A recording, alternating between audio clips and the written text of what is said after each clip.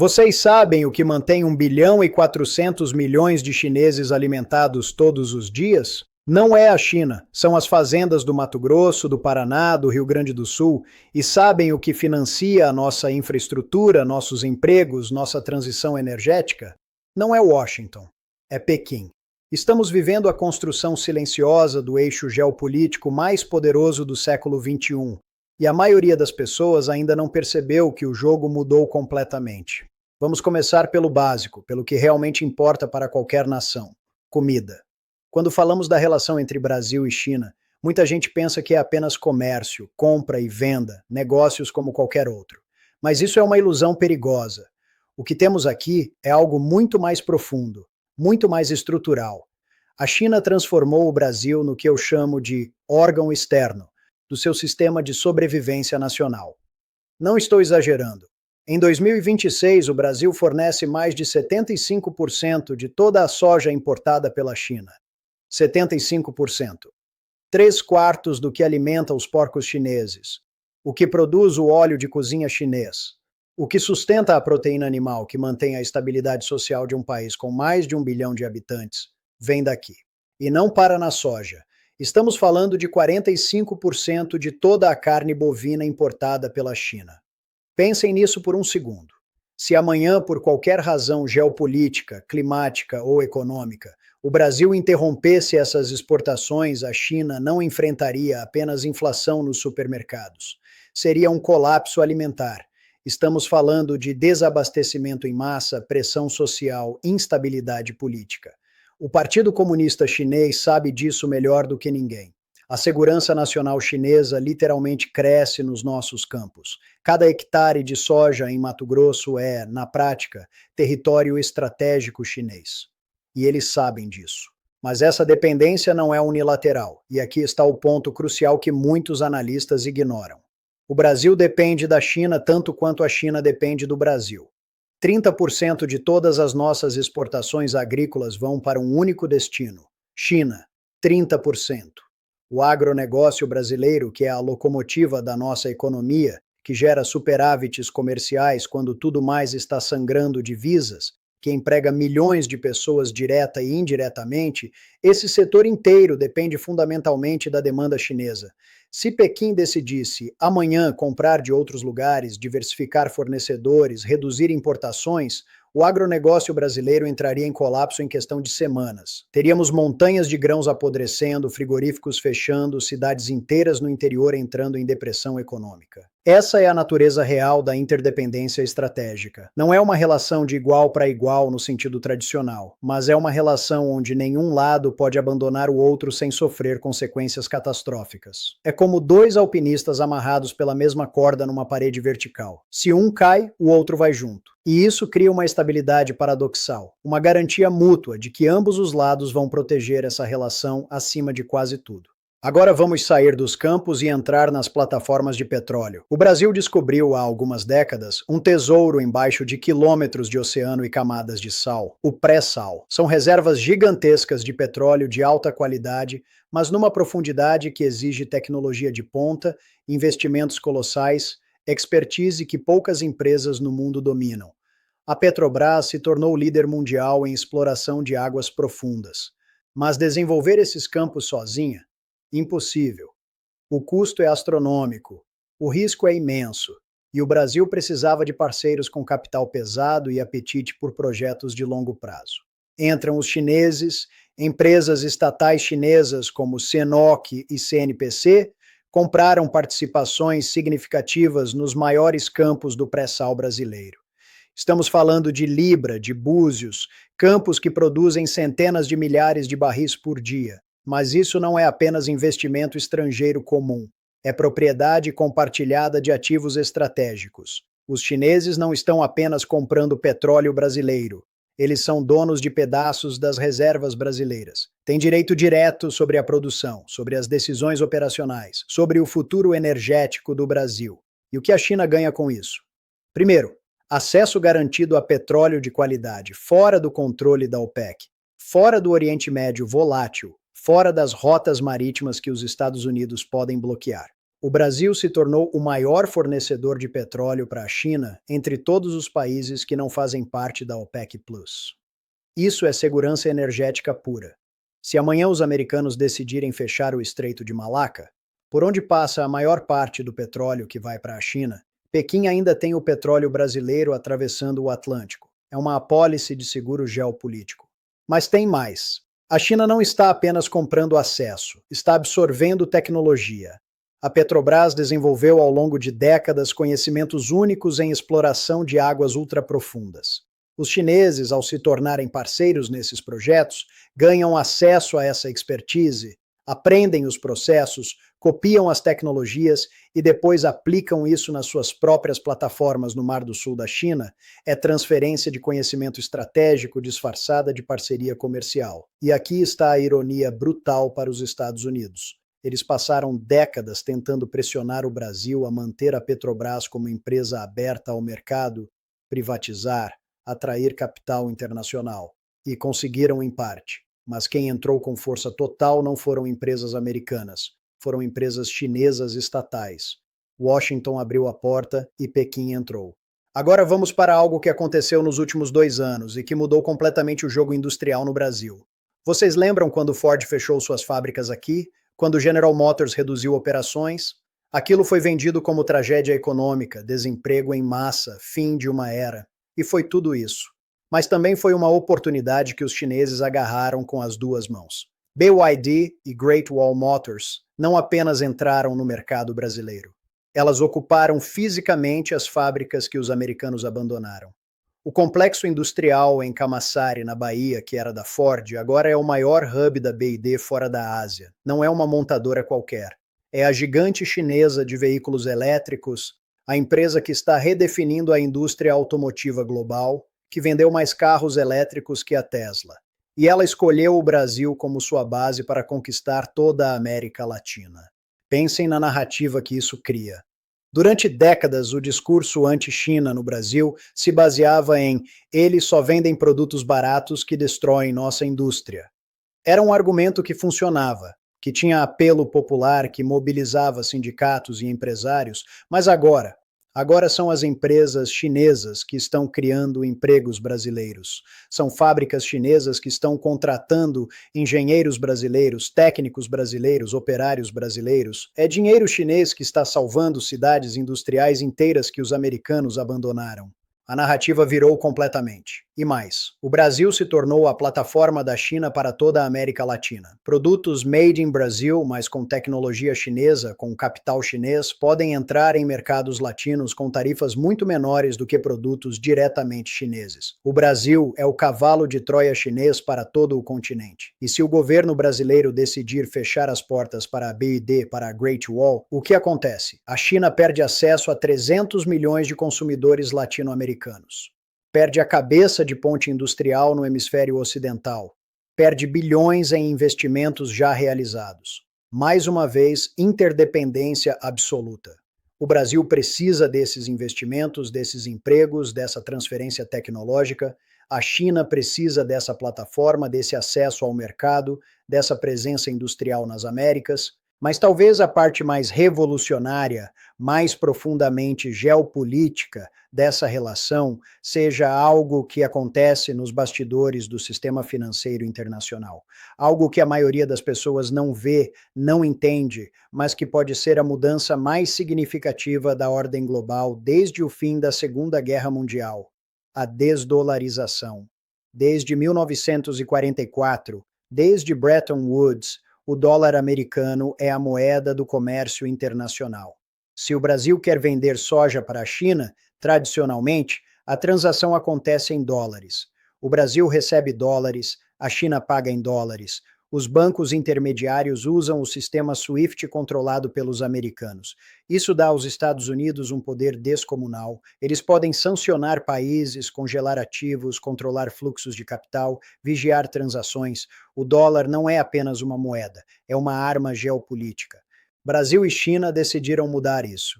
A partir de 2023, os dois países começaram a usar câmaras de compensação para fazer transações diretas em reais e yuans sem dólar no meio. Em 2026, mais de 40% de todo o comércio entre Brasil e China já acontece em moedas nacionais, não em dólares, 40%.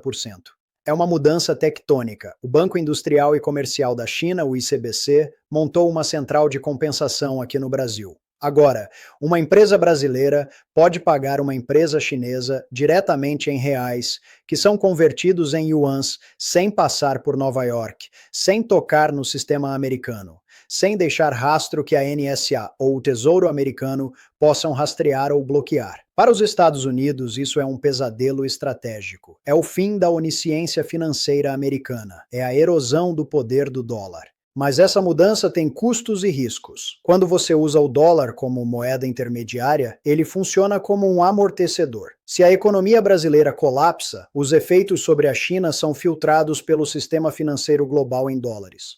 Mas quando você liga os sistemas financeiros diretamente, quando você cria essa dependência bilateral sem colchão de segurança, os choques se transmitem diretamente. Se o real entra em crise profunda, o impacto sobre as empresas chinesas que operam aqui, sobre os bancos chineses que financiam projetos aqui, é imediato e brutal. E vice-versa. Se a economia chinesa treme, as ondas de choque chegam ao Brasil sem filtro. É um risco que ambos os países estão dispostos a correr porque a recompensa é enorme, autonomia estratégica, a capacidade de fazer negócios sem pedir permissão a Washington, a liberdade de não ser sancionado, de não ser chantageado, de não ter suas transações congeladas porque o governo americano decidiu que não gosta da sua política externa. E tem mais uma peça nesse quebra-cabeça que fecha o círculo da dependência estratégica total: os minerais críticos. O mundo está passando por uma transição energética. Carros elétricos, painéis solares, turbinas eólicas, baterias de alta capacidade. Tudo isso depende de minerais específicos que não existem em qualquer lugar. E o Brasil tem esses minerais em abundância. Nióbio, por exemplo, o Brasil tem as maiores reservas do mundo. Esse metal é essencial para a produção de aço de alta resistência, usado em tudo, desde oleodutos até turbinas de avião. Empresas chinesas como a CMOC controlam participações significativas na mineração de nióbio no Brasil. Sem acesso ao nióbio brasileiro, a indústria siderúrgica chinesa, a indústria aeroespacial chinesa, perdem competitividade global. É uma dependência estratégica direta. E tem o lítio, o ouro branco da transição energética. Todas as baterias de veículos elétricos precisam de lítio. A China domina o processamento de lítio no mundo, mas não tem reservas suficientes. O Brasil tem. E empresas chinesas estão correndo para garantir acesso a essas reservas, comprando minas, financiando projetos de exploração, garantindo contratos de longo prazo. Mas o mais importante são as terras raras. Esses elementos químicos com nomes estranhos que a maioria das pessoas nunca ouviu falar, mas que são absolutamente essenciais para toda a tecnologia moderna. Smartphones, computadores, mísseis guiados, sistemas de comunicação militar, turbinas eólicas, tudo depende de terras raras. E a China tem um quase monopólio global sobre a produção e processamento desses elementos. Quase, porque o Brasil tem as segundas maiores reservas do mundo. Para a China, manter essa parceria com o Brasil em terras raras não é apenas sobre garantir fornecimento. É sobre impedir que o Ocidente construa cadeias de suprimento alternativas. Se o Brasil começar a vender terras raras para os Estados Unidos ou para a Europa, se empresas ocidentais desenvolverem a capacidade de processar esses minerais fora da China, o monopólio chinês acaba, e com ele, uma enorme fonte de poder geopolítico. Então a China tem todo o interesse em manter o Brasil dentro da sua órbita de influência nesse setor. Olhando para tudo isso junto, para essa teia de interdependências em comida, energia, indústria, finanças, minerais críticos, fica claro que não estamos falando de uma relação comercial normal. Isso é um ecossistema integrado, é uma simbiose estratégica. Brasil e China construíram em menos de 2 décadas uma das relações bilaterais mais profundas e mais consequentes do mundo moderno. E aqui está o ponto que deixa Washington absolutamente desesperado. Não há como os Estados Unidos competirem com isso oferecendo apenas retórica sobre democracia e valores compartilhados. O que os Estados Unidos podem oferecer ao Brasil? Armas que a gente não precisa para nenhuma guerra real. Apoio diplomático que é bonito no papel, mas não constrói estradas. Acordos de livre comércio que eles mesmos bloqueiam para proteger seus agricultores. O que a China oferece? Compra tudo que a gente produz, a preços de mercado, sem questionamento, sem condicionalidades políticas. Constrói tudo que a gente precisa. Ferrovias, portos, usinas, redes 5G, fábricas. Financia projetos que nenhum banco ocidental financiaria. Transfere tecnologia que empresas americanas nunca transfeririam. E faz tudo isso sem dar sermão sobre direitos humanos ou governança democrática. Em 2026, quando Washington tenta puxar o Brasil de volta para sua órbita de influência, esbarra em um fato brutal. A economia brasileira real, concreta, a que emprega pessoas, a que gera riqueza, a que move o país, está profundamente entrelaçada com a China. Desfazer isso não seria apenas difícil, seria economicamente suicida. Então vamos olhar para o futuro. O que podemos esperar dessa relação até 2030? Eu vejo 5 tendências claras que vão se aprofundar. Primeiro, a integração industrial vai se acelerar. Não vamos ver apenas mais fábricas chinesas no Brasil. Vamos ver joint ventures, projetos de pesquisa e desenvolvimento conjuntos, cadeias de produção totalmente integradas. O Brasil vai se tornar parte orgânica do complexo industrial chinês, não apenas um mercado consumidor ou fornecedor de matérias-primas. Segundo, a desdolarização vai se completar. Até 2030, eu apostaria que mais de 70%, talvez 80% do comércio bilateral vai acontecer em moedas locais. E não vai parar aí. Outros países da América Latina vão seguir o exemplo. Argentina, Chile, Peru, todos vão querer fazer o mesmo. O dólar vai perder relevância em todo o hemisfério sul. Terceiro, a dependência alimentar chinesa do Brasil vai se tornar ainda mais extrema. Com as mudanças climáticas afetando a agricultura global, com a população chinesa ainda enorme, mesmo com o envelhecimento, com a demanda por proteína animal crescendo na Ásia, o Brasil vai se consolidar como o celeiro indispensável da China.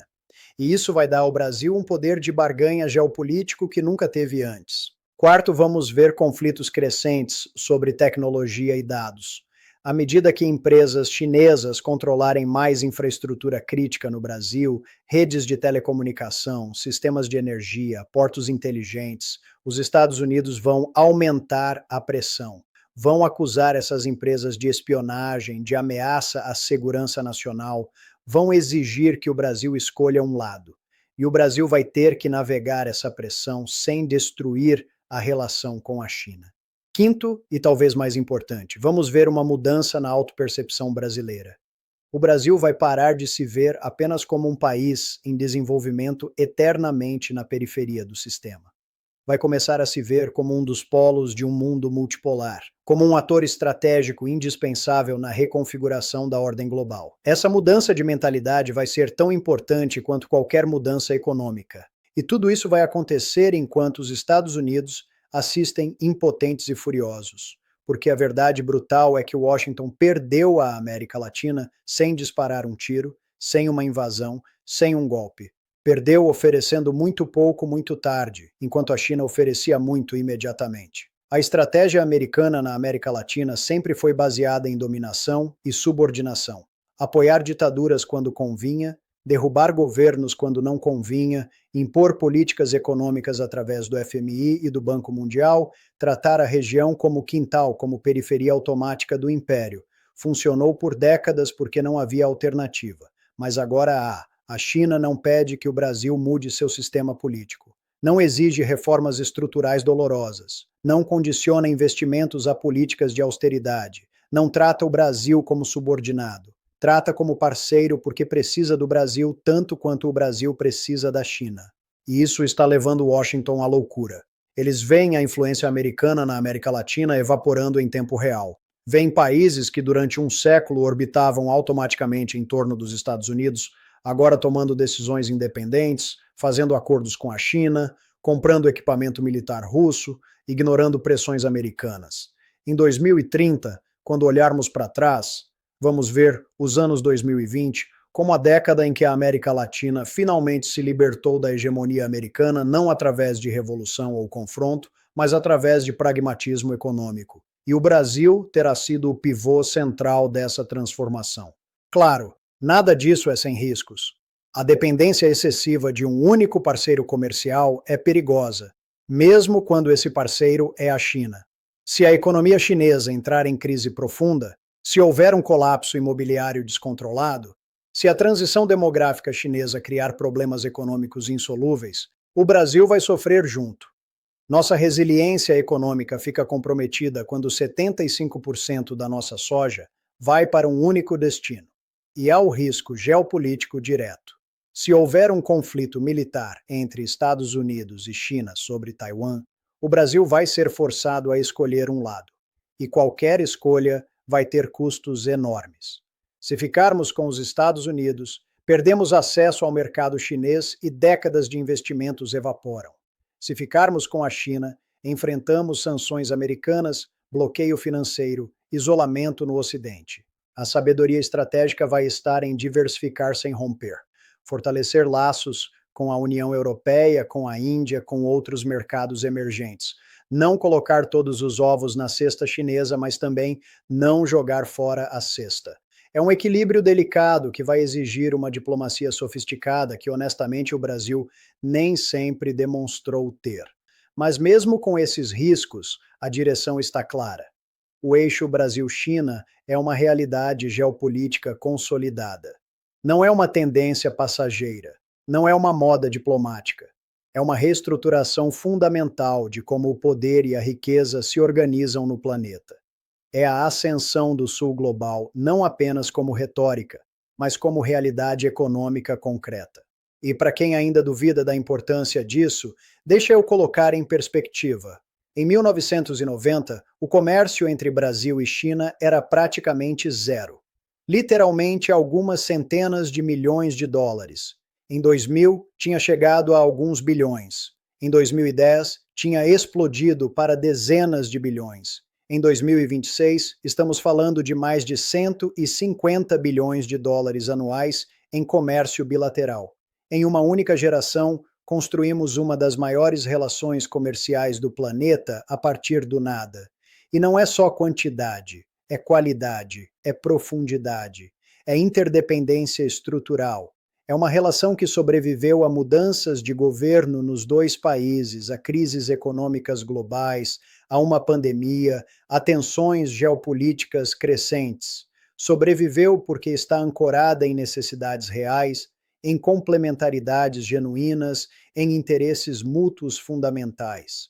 Enquanto isso, os Estados Unidos continuam oferecendo ao Brasil o que sempre ofereceram: promessas, retórica, uma relação baseada em hierarquia, onde a gente deve ser grato por migalhas.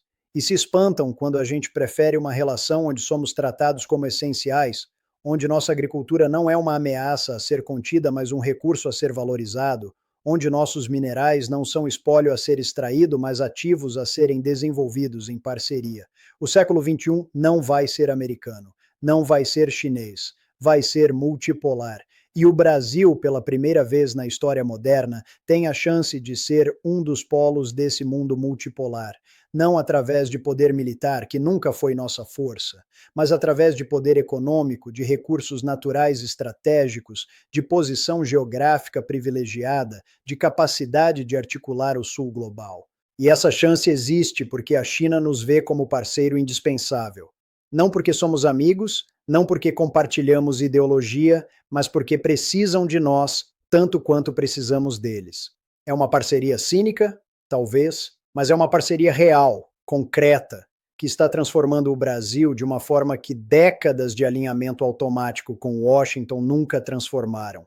Então, quando olho para 2030, vejo um Brasil mais industrializado, com infraestrutura melhor, com mais empregos em setores de alta tecnologia, com mais peso nas negociações internacionais, com mais autonomia estratégica.